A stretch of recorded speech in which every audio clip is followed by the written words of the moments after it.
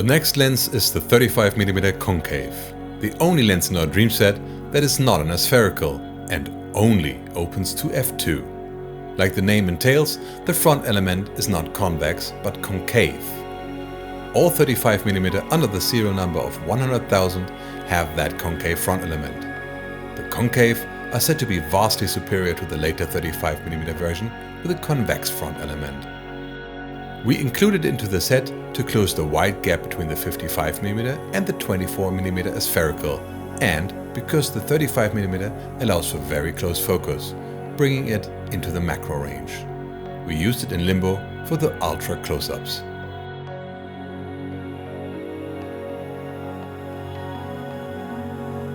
Unmodded, it weighs 376 grams. At f2, the lens is already reasonably sharp. The breathing is tolerable. The focus throw is about 180 degrees. Of course, the 35mm is naturally missing a bit of the vintage magic that the faster lenses offer, but it still works great as a bridge that fits with general rendition and flaring.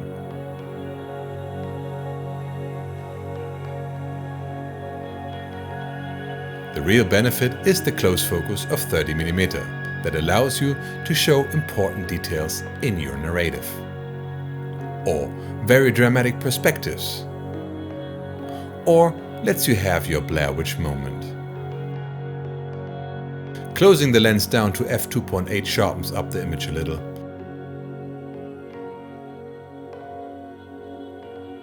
Because of the small jump, the image remains very consistent.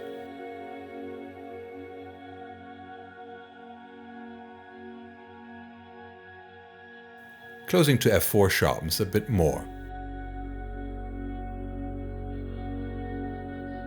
This is the same shot how the framing looks on Super 35, and this is the framing on Micro Four Thirds.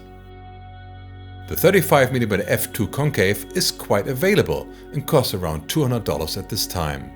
Be sure to look after serial numbers below 100,000 to get the concave version. A lighter alternative would be the 35mm NFD f2 for around $200, but we prefer the concave for sure. You will find eBay links in the description.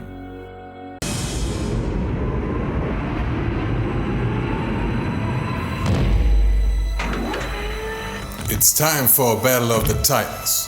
Today we're going to compare the Canon K35 thinner lenses versus Canon FD. Let's go.